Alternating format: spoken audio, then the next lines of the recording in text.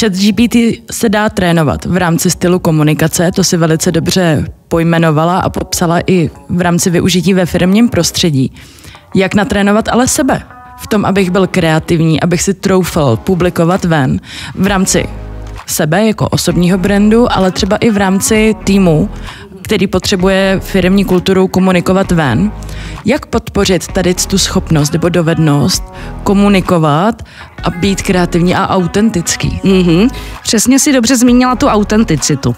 A vždycky by ta komunikace té firmy měla vycházet z nějaké přirozenosti, z nějakých těch jejich zásad. A nebude to fungovat, když to budeme takzvaně lámat přes koleno, když budeme mít takovou opravdu jako rigidní firmu, kde platí taková ta přísná hierarchie, ale klient poptá třeba novou reklamní agenturu a ta ho přesvědčí, že naším tónem komunikace bude nějaký jako free, funky, fresh styl, ale těm zaměstnancům a té firmy to nebude vlastní, budou s tím mít hrozný problém a možná to ještě bude způsobovat nějaké i vnitrofiremní pnutí, že vlastně naše firma je taková a maková, ale šéf nás nutí, aby jsme to tady nalakovali na růžovo a tvářili se, že jsme nějaký startup, jo? Takže ta autenticita je rozhodně nejdůležitější a pak jsou takové ty praktické pomůcky, které vám můžou pomoci.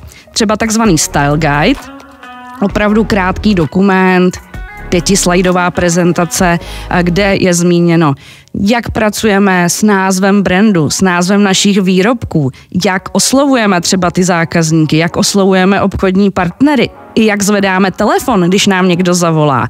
A těch touchpointů, takzvaných těch bodů, kde se setkáváme s tou komunikací té firmy, je tolik, a že je náročné to udržet a proto je fajn k tomu mít opravdu nějaký krátký checklist, čeho se držet, jak nepsat, jak psát, ideálně s nějakými praktickými ukázkami.